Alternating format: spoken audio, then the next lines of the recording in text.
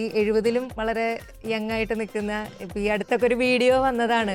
Yes yes ഈ അടുത്തൊരു video വന്നിട്ടുണ്ട്. He's dancing with those kids. എന്താ പറയുക, ഒരു മെന്റൽ പ്രോബ്ലം ആയിട്ട് വേണമെങ്കിൽ നിങ്ങൾക്ക് കണക്കാക്കാം. ഞാൻ ഇപ്പോഴും വിചാരിക്കുന്നത് ഞാൻ കോളേജ് സ്റ്റുഡൻ്റ് ആണ്. ഒരു സീൻ ചെയ്യുമ്പോഴൊക്കെ നമ്മുടെ ഒപ്പം വന്ന് അത് ഇങ്ങനെ ചെയ്യാം അങ്ങനെ ചെയ്യാം, അല്ലെങ്കിൽ നമുക്ക് പറയാനുള്ളതും ഒക്കെ കേട്ട് ചെയ്യുമ്പോൾ നമുക്ക് ഭയങ്കര കംഫർട്ടബിളാണ്, ഭയങ്കര അസോസിയേഷൻ ഉണ്ട്. മലയാളം ഫിലിംസിൻ്റെ പ്രത്യേകത എന്ന് പറയുന്നത് നമ്മൾ രാവിലെ തന്നെ ഷൂട്ടിംഗ് തുടങ്ങും. രാവിലെ പറഞ്ഞ സമയത്ത് തന്നെ ഷൂട്ടിംഗ് തുടങ്ങും. ഇവിടെ ഹിന്ദിയിലും തമിഴിലും തെലുങ്കിലും ഒക്കെ ഇത്രയും നേരത്തെ ഒന്നും തുടങ്ങാറില്ല എന്നാണ് ഞാൻ മനസ്സിലാക്കുന്നത്. വിശേഷിച്ചും ഹിന്ദിയിൽ ഒരു 7 മണിയുടെ ഷിഫ്റ്റൊക്കെ ഇട്ട് കഴിഞ്ഞാൽ പിന്നെ ആക്ടേഴ്സ് പോലും റിപ്പോർട്ട് ചെയ്യുന്നത് they report late. I think Malayalam cinema is especially hands down the best, market in the country. I feel it's a very honest industry to the craft and to people's time. നമുക്ക് DSCR പോലൊരു പടമുണ്ട്, ബ്രഹ്മയുഗം ഉണ്ട്, ഇപ്പൊ സർവമായ നോക്കുകയാണെങ്കിൽ അങ്ങനത്തെ പടം വരുന്നുണ്ട്. ഇപ്പം സുഖമാണോലെ അങ്ങനെയൊക്കെ ആണോന്ന് അറിയില്ല, എന്തോ ഒരു എലമെന്റ് ഫീൽ ചെയ്യുന്ന സംഗതികളും ഉണ്ട്. ഒറ്റപ്പെട്ട് ജീവിക്കുക എന്ന് പറയുന്നത് വളരെ ബുദ്ധിമുട്ടായിട്ടുള്ള ഒരു കാര്യമാണ്. നമുക്ക് ഇന്ററാക്ട് ചെയ്യാൻ പറ്റണം. ആരും ഇല്ലാത്ത ഒരാൾ എങ്ങനെയൊക്കെയാണ് ഈ ഹ്യൂമൻ കണക്ഷൻ കണ്ടുപിടിക്കുന്നത്? എനിക്ക് പടം കണ്ടു കഴിഞ്ഞപ്പോൾ അരുൺചേട്ടൻ വിളിച്ചു, ഓ ദേവിക നന്നായിട്ടുണ്ട്, നല്ലോണം ചെയ്തു. ഓ അന്നാണ് എൻ്റെ ശ്വാസം ഒന്നും മര്യാദയ്ക്ക് വീണത്. ഞാൻ അടുത്ത കാലത്ത് ഒരു സിനിമയിൽ അഭിനയിച്ചു. സിനിമയുടെ പേരിപ്പം ഞാൻ റിവീൽ ചെയ്യില്ല. ഓക്കെ. ആ സിനിമയിൽ കുറച്ചൊരു എന്താ പറയുക അഡ്വഞ്ചറസ് ആയിട്ടുള്ള സീൻസ് ഉണ്ട്. അപ്പോൾ ഓരോ ഷോട്ട് കഴിയുമ്പോഴും ഇതിലെ ഹീറോയും ബാക്കിയുള്ള ആർട്ടിസ്റ്റുകളും ഫൈറ്റ് മാസ്റ്റർ വന്നിട്ട് എൻ്റെ അടുത്ത് കാരണം ഫോർ മൈ ഏജ് ഞാനിത് ചെയ്യുമോ, അതിനുശേഷം ഷോട്ട് കഴിയുമ്പോൾ അവരടുത്തോട്ട് ഓക്കെ ഓക്കെ.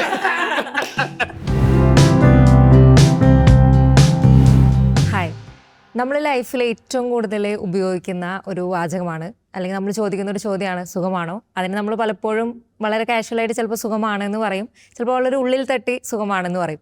അങ്ങനെ ആ ഒരു പേരുമായിട്ടുള്ള ഒരു സിനിമ ഒട്ടും വൈകാതെ തന്നെ നമ്മുടെ മലയാളികളുടെ മുമ്പിലേക്ക് എത്തുകയാണ്. അപ്പോൾ അതിൻ്റെ അണിയറ പ്രവർത്തകരാണ്, കാസ്റ്റാണ് നമ്മളോടൊപ്പം ചേർന്നിരിക്കുന്നത്. സ്വാഗതം. Thank you. എനിക്ക് ജഗദീഷ് ചേട്ടനോട് ആദ്യം ചോദിക്കാനുള്ളത്, 2 ജെൻസി പിള്ളേരുടെ കൂടെയാണ്. ആദ്യം ഞാൻ വിചാരിച്ചല്ലായിരുന്നു, പക്ഷെ ദേവിക വന്നപ്പോ തന്നെ നമ്മുടെയൊക്കെ ഈ 70-ലും വളരെ യങ് ആയിട്ട് നിൽക്കുന്ന ഇപ്പൊ ഈ അടുത്തൊക്കെ ഒരു വീഡിയോ വന്നതാണ്. യെസ് യെസ് ഈ അടുത്തൊരു വീഡിയോ വന്നിട്ടുണ്ട്. He's dancing with those kids. അപ്പം എങ്ങനെയുണ്ട് ജെൻസി ടീമിന്റെ കൂടെ? അല്ല, ഇതിൻ്റെ ഒരു വ്യത്യാസമൊന്നും എനിക്ക് ഒരിക്കലും ഫീൽ ചെയ്തിട്ടില്ല. കൊച്ചു കുട്ടികളെ ഈ ഡാൻസ് കളിച്ച ആ വീഡിയോ ഉണ്ടല്ലേ, അതിൽ കൊച്ചു കുട്ടികളുമായിട്ടല്ലേ ഞാൻ ഡാൻസ് കളിക്കുന്നത് അല്ലേ, വളരെ. അപ്പോൾ അതിനകത്ത് യങ് ഓൺ ഓൾഡ് എന്നുള്ള വ്യത്യാസമൊന്നും നമുക്കില്ല. നമുക്ക് വേവ് ലെങ്ത് ഉള്ളവരുമായിട്ടൊക്കെ വളരെ പ്രായം കുറഞ്ഞ ആൾക്കാർക്ക് നല്ല സ്പിരിറ്റ് ഇല്ലെങ്കിൽ അവരുമായിട്ട് സഹകരിച്ചിട്ട് കാര്യമില്ല. പറഞ്ഞു മനസ്സിലായില്ലേ? അപ്പോൾ ഇതൊക്കെ ഒരു എന്താ പറയുക വേവ് ലെങ്ത്തിൻ്റെ പ്രശ്നമാണ്. അപ്പോൾ നല്ല രീതിയിൽ ഇൻട്രാക്ട് ചെയ്യാൻ പറ്റുന്നവരുമായിട്ട് എനിക്ക് ഈസി ആയിട്ട് I get along well with them. ഇവരുമായിട്ടൊക്കെ എനിക്ക് അപ്പോൾ ഞാൻ വളരെ എന്താ പറയുക എൽഡറാണ് എന്നുള്ളൊരു ഫീലിംഗ് ഒന്നും എനിക്കില്ല. ഞാനിപ്പോഴും എൻ്റെ മനസ്സിൽ എൻ്റെ ഒരു എന്താ പറയുക ഒരു മെന്റൽ പ്രോബ്ലം ആയിട്ട് വേണമെങ്കിൽ നിങ്ങൾക്ക് കണക്കാക്കാം. ഞാൻ ഇപ്പോഴും വിചാരിക്കുന്നത് ഞാൻ കോളേജ് സ്റ്റുഡൻ്റ് ആണ്. I still believe that I M A college student. Of course, sir. You are. We also believe that. That is the problem with me. That can be considered as a psychiatric problem also. Professor ആയിരുന്ന സമയത്തും അങ്ങനെ ഒരു feel ഉണ്ടായിരുന്നു. ഞങ്ങളോടാണ് ആ ചോദ്യം ചോദിക്കുന്നത്. ഇത്രയും ചെറുപ്പമായി ജഗദീഷേട്ടൻ്റെ ഒപ്പം ഞങ്ങൾ ഈ ഒരു ഭയങ്കര എനർജി ഉള്ളൊരു ആളാണല്ലോ. പിന്നെ ഒരു അഭിനയത്തിൽ നമുക്ക് അത്ര അധികം ഷെയ്ഡ്സ് തന്നുകൊണ്ടിരിക്കുന്നത്. അപ്പം അദ്ദേഹത്തിന്റെ കൂടെ പിടിച്ചു നിൽക്കാൻ നിങ്ങളുടെ ടീസർ ട്രെയിലർ നല്ല രസം ഉണ്ടായിരുന്നു. ഭയങ്കര ഫ്രഷ് ഫീലുള്ള സംഭവമായിരുന്നു. അപ്പൊ ഇങ്ങനെ മാത്യുവിനാണ് കുറെ കൂടെ കോമ്പറ്റീഷൻ സീൻസ് വരണമെന്ന് തോന്നുന്നു. അപ്പൊ എങ്ങനെയുണ്ടായിരുന്നു ഈ ഒരു എനർജിയുടെ ഒപ്പം ഇങ്ങനെ അടിച്ചു നിൽക്കാൻ? വിജേഷൻ ഭയങ്കര സീനിയർ, നേരത്തെ പറഞ്ഞ പോലെ ഭയങ്കര അധികം ക്രാഫ്റ്റ് ഭയങ്കര സ്ട്രോങ് ആയിട്ടുള്ള ഒരാളാണ്. ഭയങ്കര കുറെ വർഷത്തിന്റെ എക്സ്പീരിയൻസ് ഉണ്ട്.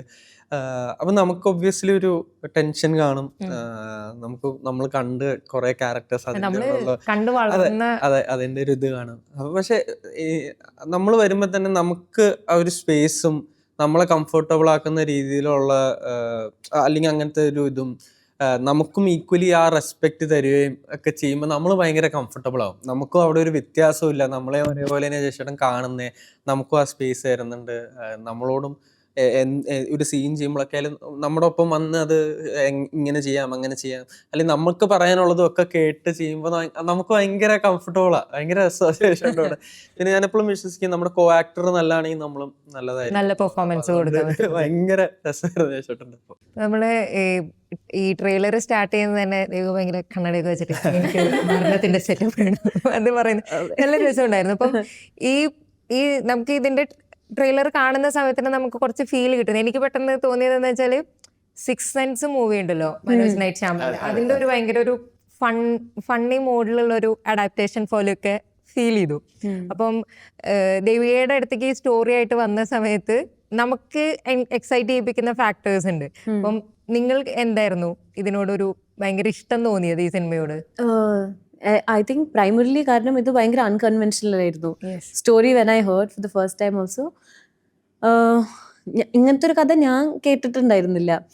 അപ്പോൾ പിന്നെ ക്യാരക്ടേഴ്സിൻ്റെയും അവരുടെ മോട്ടീവ്സും ഡ്രൈവ്സും and the story how it went all of that അതെല്ലാം ഉണ്ട്.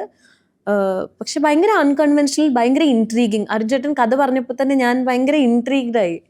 അപ്പോൾ ഞാൻ എൻ്റെ ഫ്രണ്ട്സൊക്കെ ഉണ്ടായി. അപ്പോൾ അവരുടെ അടുത്ത് ഞാനൊരു ജസ്റ്റ് അവർ പറഞ്ഞു യു ഷുഡ് ഡെഫിനറ്റ്ലി ഡു, കാരണം ഇത്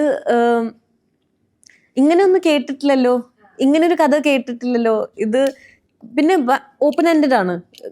നമ്മളായി ഒരു കൺക്ലൂഷനും കൊടുക്കുന്നില്ല, സിനിമയിൽ ഒരു കൺക്ലൂഷൻ കൊടുക്കുന്നില്ല ഇതാണ് എക്സാക്ട്ലി എന്നുള്ളത്. It's up to the audience, എങ്ങനെ വേണമെങ്കിൽ ഇന്റർപ്രറ്റ് ചെയ്യാൻ പറ്റുന്ന ഒരു സ്പേസ് ഉണ്ട്. It was very interesting. ഇപ്പോൾ ഇതിൽ രണ്ട് കാര്യങ്ങൾ I really want to ask is what's Lucifer circus, പിന്നെ അതിൻ്റെ ലോഗോയും it's Krishna is there and the name, so Lucifer Krishna everything together. അത് തന്നെ like it's very special and ഒരു ഇൻട്രസ്റ്റിംഗ് ആയിട്ടുള്ള name you got, your production company has, and you are coming with a movie which has like she said ഒരു intriguing ആയിട്ടുള്ള സ്റ്റോറിയാണ്. So why did you choose to produce this movie, and that too in Malayalam? Sure. So the thing is that first coming to Lucifer Circus, like you said, it's a name we thought in maybe 2 hours, but the logo it took 8 months to make because whatever logo we made never matched the personality of the name, So that's why we made this logo.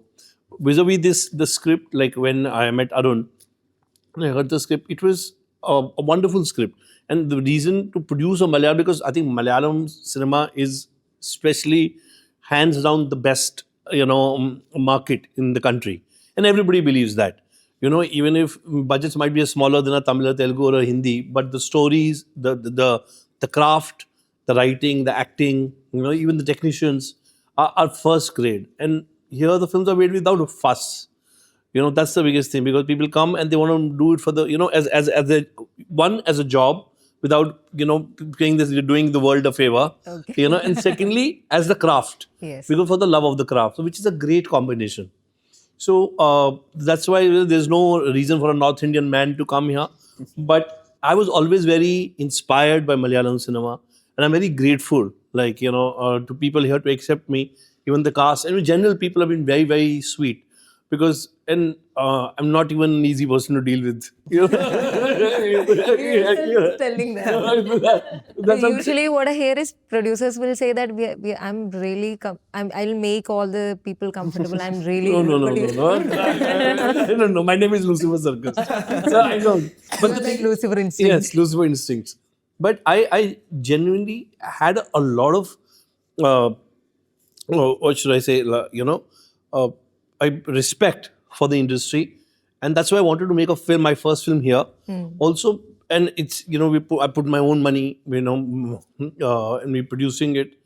So I knew I am putting everything behind it to an industry which will be very, very honest.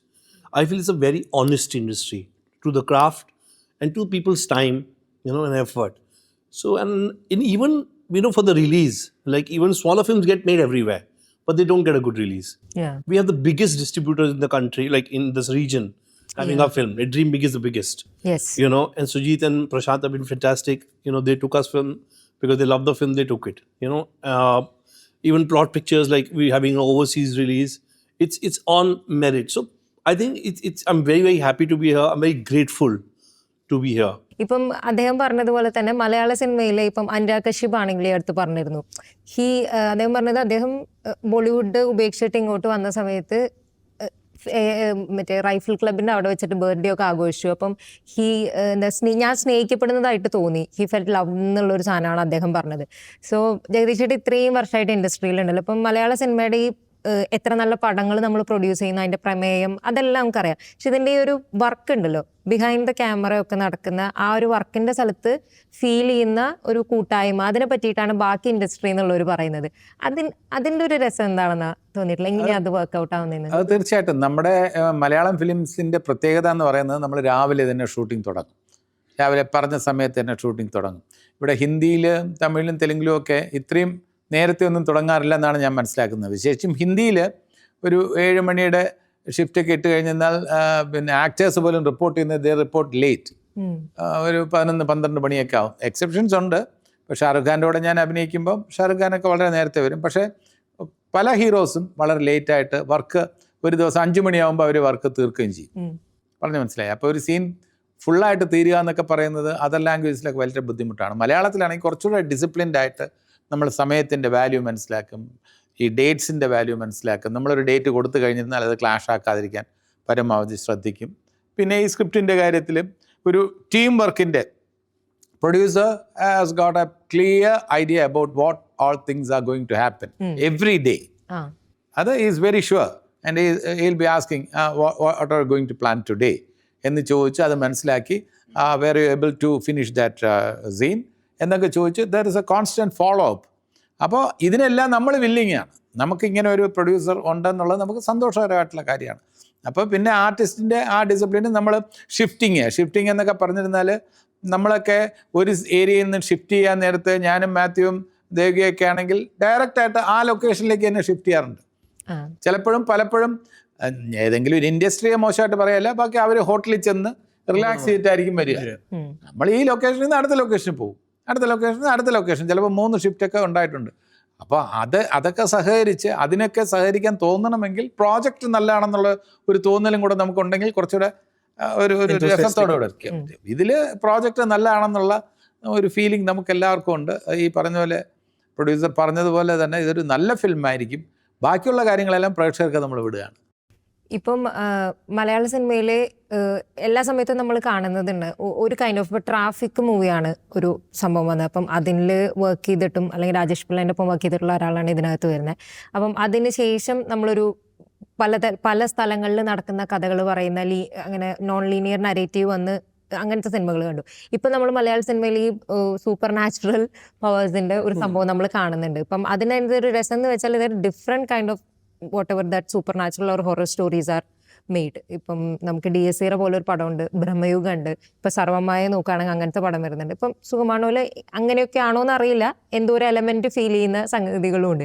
അപ്പം നിങ്ങളൊരു സിനിമയായിട്ട് വരുമ്പോൾ ഇതിനെങ്ങനെ ആളുകൾ ചോദിക്കുമല്ലോ, ഇപ്പം നമ്മളിങ്ങനെ ഒരുപാട് പടങ്ങൾ വരുവാണല്ലോ, ഇതിനെങ്ങനെയാണ് differentiate ചെയ്യാന്ന്. അപ്പം അങ്ങനെ ഒരു ചോദ്യം ചോദിക്കുന്നവർക്ക് എന്തായിരിക്കും മറുപടി കൊടുക്കാനുണ്ടാവുക?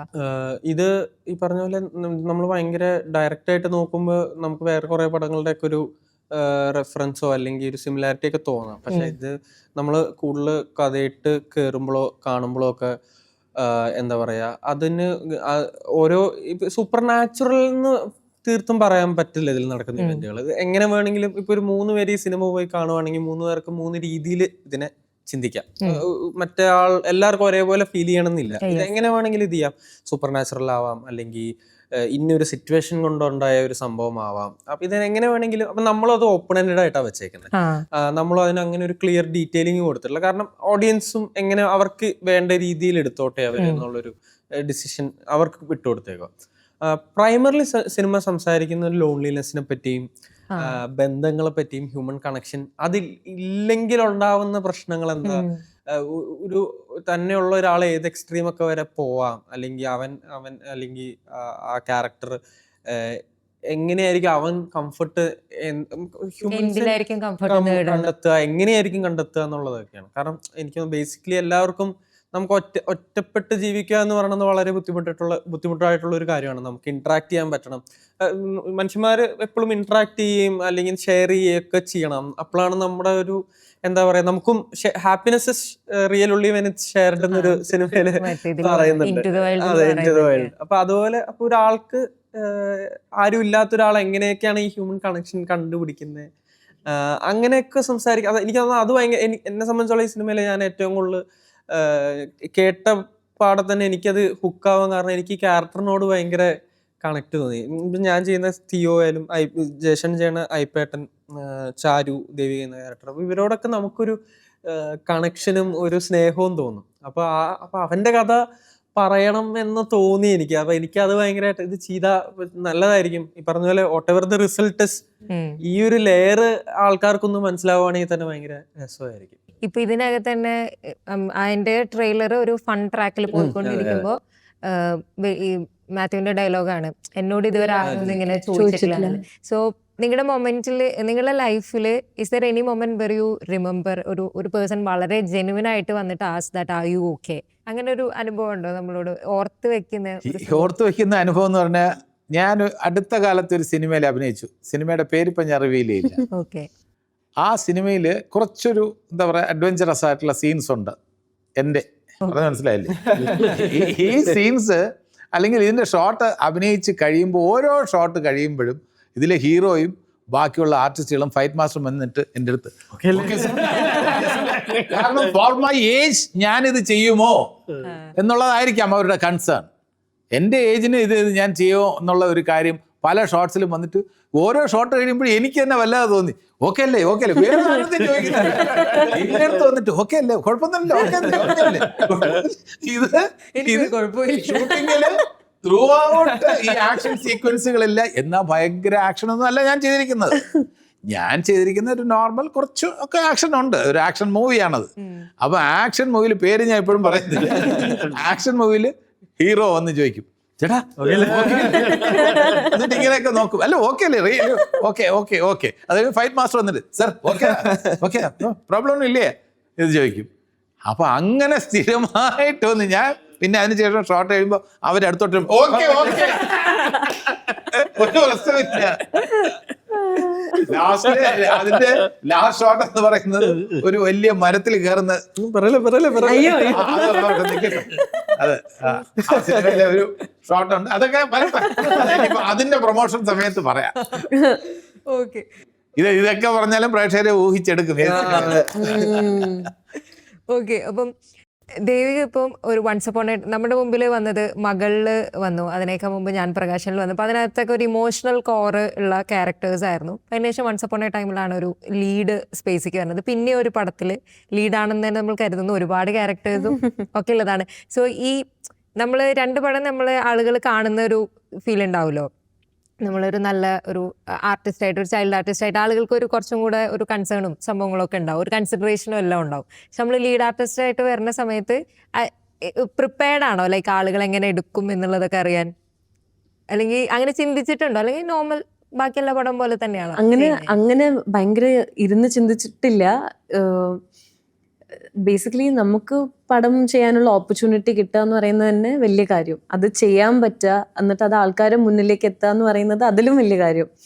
അപ്പോൾ അങ്ങനെ ഇരുന്ന് അതിനെപ്പറ്റി ടെൻഷൻ അടിച്ചിട്ടില്ല. ആൾക്കാരെങ്ങനെ പെർസീവ് ചെയ്യുന്നുള്ള ഞാൻ ചെയ്യേണ്ട കാര്യം നന്നായി ചെയ്തിട്ടുണ്ടോ എന്നാലോചിച്ച് ടെൻഷൻ അടിച്ചിട്ടുണ്ട്. എനിക്ക് തന്ന ക്യാരക്ടർ ഞാൻ മര്യാദയ്ക്ക് ചെയ്തിട്ടുണ്ടോ. അരുൺ ചേട്ടൻ ആക്ച്വലി ഒരിക്കൽ പടം കണ്ടു കഴിഞ്ഞപ്പോൾ അരുൺ ചേട്ടൻ വിളിച്ചു, ഓ ദേവിക നന്നായിട്ടുണ്ട്, നല്ലോണം ചെയ്തു. ഓ അന്നാണ് എൻ്റെ ശ്വാസം ഒന്ന് മര്യാദയ്ക്ക് വീണത്. അപ്പോൾ ആ ഒരു ടെൻഷൻ ഉണ്ട്. പിന്നെ എനിക്ക് തോന്നുന്നു എന്തൊക്കെ ചെയ്താലും നമ്മൾ ചെയ്തൊരു കാര്യം നന്നായി എന്ന് തോന്നാൻ ഭയങ്കര ബുദ്ധിമുട്ടാണ്. നമ്മൾ ചെയ്ത് വെച്ചൊരു സാധനം കാണുമ്പോഴത്തേക്ക് ഇത് നന്നാവായിരുന്നു, ഇത് ശരിയാവായിരുന്നു, ഇത് ശരിയായിട്ടേ ഇല്ല. ആ ഒരു പ്രശ്നം എന്തായാലും ഉണ്ടാവും. പക്ഷെ ആൾക്കാരുടെ പെർസെപ്ഷനെ പറ്റി ഞാൻ അധികം അങ്ങനെ ആലോചിച്ചില്ല. ഇഷ്ടപ്പെടുമെന്ന് വിചാരിക്കണം. ഓക്കെ. അപ്പം സുഖമാണോ സുഖമാണ്, നല്ല രസമായിട്ട് വരികയാണ്. അപ്പോൾ നമുക്കിപ്പോൾ ട്രെയിലറും പോസ്റ്റേഴ്സ് ഒക്കെ കണ്ടിട്ട് we feel that it's going to be a very cute nice lovable film എന്നുള്ളൊരു ഫീൽ ഉണ്ട്. പടം ഇറങ്ങിയതിന് ശേഷം മാജിക്കൽ റിലീസ് ആണോ എന്താണെന്നൊക്കെ കൂടുതൽ അന്വേഷിച്ചറിയാൻ വരാൻ പറ്റും തോന്നുന്നു. So thank you so much. Thank you.